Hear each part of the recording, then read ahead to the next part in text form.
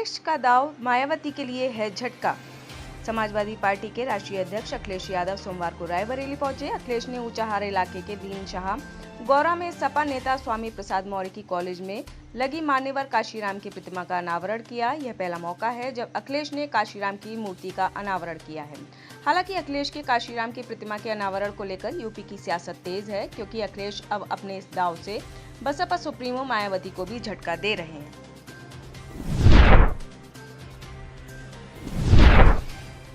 गुरदासपुर में किसानों के प्रदर्शन के चलते 6 ट्रेन रद्द।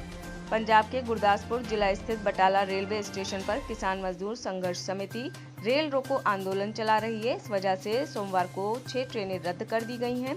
किसानों ने विभिन्न मांगों को लेकर रविवार से अनिश्चितकालीन विरोध शुरू किया है। इनकी मांगों में सड़क परियोजनाओं के लिए अधिग्रहित भूमि और खराब मौसम के कारण फसल के नुकसान के लिए उचित मुआवजे की मांग शामिल है।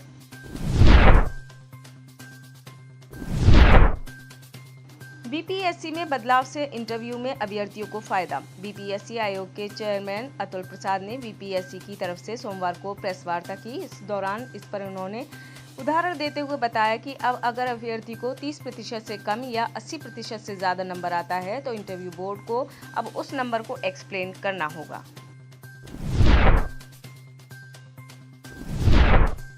रामनवमी हिंसा की घटना पर एडीजी ने दी सारी जानकारी। बिहार के सासाराम और नालंदा में हुई हिंसक घटना पूरे देश की सुर्खियों में है। इस मामले को लेकर एडीजी मुख्यालय जितेंद्र सिंह गंगवार ने सोमवार को जानकारी दी। उन्होंने बताया कि नालंदा और सासाराम में शांतिपूर्ण स्थिति है, पर्याप्त सुरक्षा बल कैंप कर रहे हैं। अभी तक नालंदा में 15 प्राथमिकी हुई है, 130 की गिरफ्तारी हुई है। वहीं सासाराम में 2 एसएसबी और 1 रैफ की कंपनी कैंप कर रही है। रोहतास में अब तक 43 की गिरफ्तारी हुई है। सुबह 5 बजे सासाराम में विस्फोट की खबर आई, किसी घर के बाहर पटाखा फोड़ा गया। इस मामले की सत्यता की जांच की गई।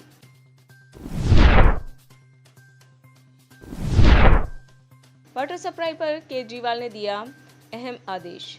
दिल्ली जल बोर्ड ने जानकारी देते हुए बताया कि मुख्यमंत्री अरविंद केजरीवाल की अध्यक्षता में सोमवार को वाटर सप्लाई सहित कई प्रमुख बिंदुओं को लेकर मंत्री सौरभ भारद्वाज और विभाग के कई वरिष्ठ अधिकारी के साथ समीक्षा बैठक हुई। इस बैठक में यह फैसला लिया गया है कि आने वाले समय में अब हर दिन दिल्ली जल बोर्ड की ओर से पानी की उपलब्धता और सप्लाई को लेकर सीएम केजरीवाल को रिपोर्ट सौंपनी होगी।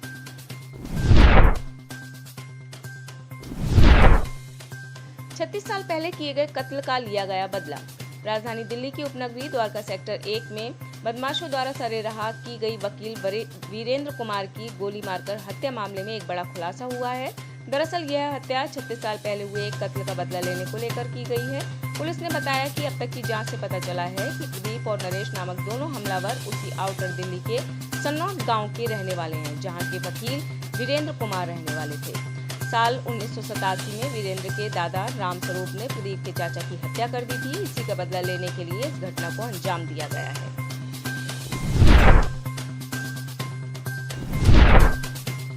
नोएडा में एमईटी यूनिवर्सिटी के सामने चले लात घूंसे। दिल्ली से सटे नोएडा के सेक्टर 125 स्थित एमईटी यूनिवर्सिटी के सामने सरेआम गुंडागर्दी और दबंगई का एक वीडियो सामने आया है। यहाँ कुछ लोगों ने मिलकर एक युवक की बड़ी ही बेरहमी से पिटाई कर डाली। इस दौरान राहगीर और वहां मौजूद लोग तमाशबीन बने रहे। हालांकि इस दौरान मौके पर मौजूद 2 सुरक्षाकर्मी और युवती पीट रहे युवक को बचाने के लिए आगे आए, लेकिन आरोपियों ने दोनों सुरक्षाकर्मियों को धक्का मारकर किनारे गिरा दिया। साथ ही युवती के साथ भी अभद्रता की गई।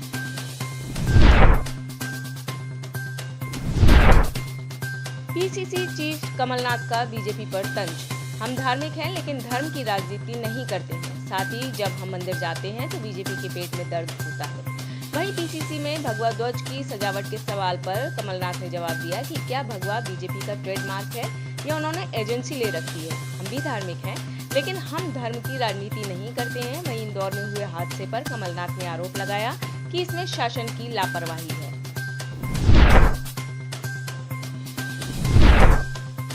महिला और दिव्यांगों के लिए गहलोत सरकार का बड़ा ऐलान। चुनाव से पहले गहलोत सरकार ने महिलाओं के लिए एक बड़ा चुनावी दांव खेल दिया है। सरकार महिला वोटर्स को कुछ न कुछ हमेशा देना चाह रही है। इसके साथ ही साथ दिव्यांगजनों के लिए भी बड़ी राहत दी गई है, जिसके तहत मुख्यमंत्री अशोक गहलोत ने महिला निधि के माध्यम से स्वयं सहायता समूह के सदस्यों को उपलब्ध कराए जाने वाले ऋण पर 8% ब्याज अनुदान किए जाने के प्रस्ताव का अनुमोदन किया है।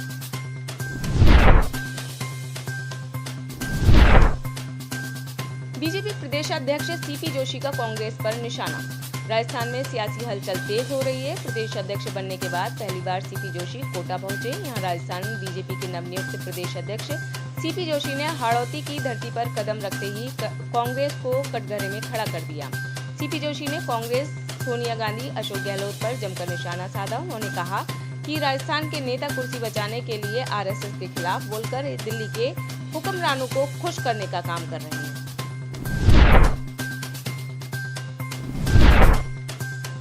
नवजोत सिंह सिद्धू ने मूसेवाला के परिजनों से की मुलाकात। पंजाब में जेल से रिहा होने के बाद कांग्रेस नेता नवजोत सिंह सिद्धू ने सोमवार को मानसा में सिद्धू मूसेवाला के परिवार से मुलाकात की। पटियाला स्थित अपने आवास से रवाना होने के बाद नवजोत सिंह सिद्धू दोपहर करीब 2:15 बजे मानसा स्थित सिद्धू मूसेवाला के गांव पहुंचे। उनके साथ पार्टी के कुछ नेता भी थे। हरियाणा में कोरोना को लेकर नई गाइडलाइन। देश में एक बार फिर कोरोना वायरस के मामले बढ़ने लगे हैं।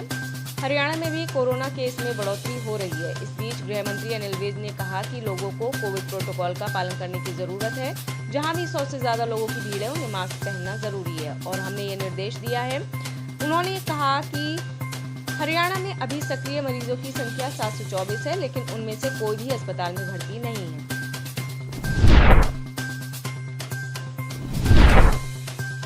सटोरिये अनिल जयसिंघानी की याचिका खारिज। बम्बई हाई कोर्ट ने महाराष्ट्र के उप मुख्यमंत्री देवेंद्र फडणवीस की पत्नी अमृत फडणवीस को ब्लैकमेल करने और रिश्वत देने के कथित प्रयास के मामले में संदिग्ध सटोरिये अनिल जयसिंघानी की गिरफ्तारी को चुनौती देने वाली उसकी याचिका सोमवार को खारिज कर दी। जयसिंघानी ने अपनी गिरफ्तारी को अवैध बताते हुए कोर्ट में चुनौती दी थी। जस्टिस एएस गडकरी की अध्यक्षता वाली बेंच ने कहा कि याचिका में कोई आधार नहीं है, इसलिए इसे खारिज किया जाता है।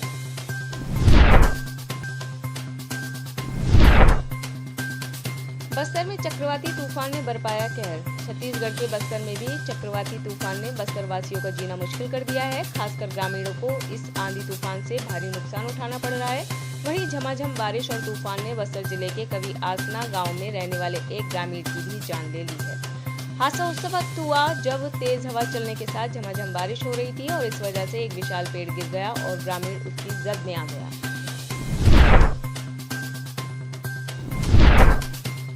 सरायकेला जिले में 2 मानव कंकाल मिलने से सनसनी। झारखंड के सरायकेला जिले के चौका थाना क्षेत्र के मुटुदा जंगल से पुलिस ने 2 मानव कंकाल बरामद किए हैं। दरअसल रविवार को चौका पुलिस को सूचना प्राप्त हुई कि जंगल में 2 कंकाल मिले हैं, जिसके बाद पुलिस ने जांच शुरू की। जांच के दौरान पता चला कि दोनों कंकाल सरायकेला जिले के चौका थाना अंतर्गत मुटुदा गांव निवासी दंपति सोमा मुंडा और एतवारी देवी के हैं।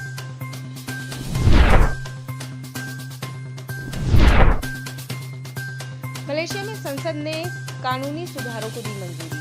मलेशिया की संसद ने सोमवार को अनिवार्य मृत्युदंड को खत्म करने और कुछ अपराधों के लिए अनिवार्य मौत की सजा को हटाने के लिए कानूनी सुधारों को मंजूरी दे दी है। गौरतलब है कि पिछले कुछ महीनों से इस मुद्दे को लेकर चर्चा चल रही थी। अनुमान लगाया जा रहा था कि जल्द ही संसद में इस मुद्दे पर नया प्रस्ताव पास किया जाएगा।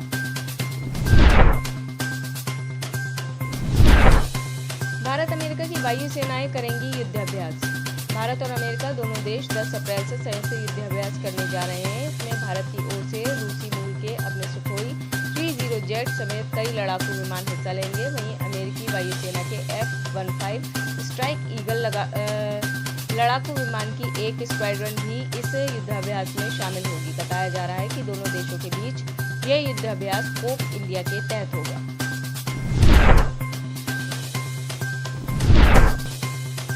तूफान के कारण तबाह हुए 11 अमेरिकी राज्य। अमेरिका में टोर्नेडो ने जमकर तबाही मचाई है। इसका असर 11 राज्यों में है। तूफान के कारण कई रास्ते बंद हैं, आवागमन बाधित है।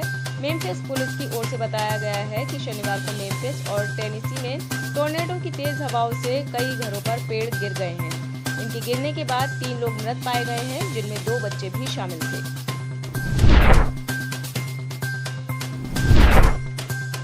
15 साल में दोगुनी हुई हिंदुओं की आबादी।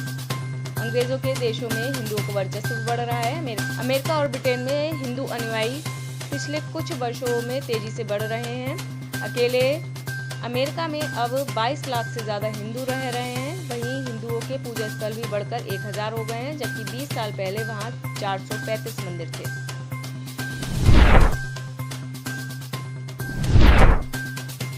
महासागरों में तैर रहा है 170 ट्रिलियन प्लास्टिक का कचरा। दुनिया के महासागरों में प्लास्टिक प्रदूषण का स्तर पिछले 15 सालों में रिकॉर्ड स्तर पर पहुंच गया है। एक रिसर्च के मुताबिक महासागरों में 170 ट्रिलियन प्लास्टिक के टुकड़े जमा हो गए हैं, जिनका वजन लगभग 2 मिलियन मीट्रिक टन है। रिसर्च में ये कहा गया है कि अगर कोई तत्काल कार्रवाई नहीं की जाएगी तो साल 2040 तक ये कचरे 3 गुना तक बढ़ सकते हैं। आप इस खबर के बारे में क्या सोचते हैं, हमें कमेंट सेक्शन में बताएं। साथ ही ब्रह्मास्त्र न्यूज को सब्सक्राइब और शेयर भी जरूर करें।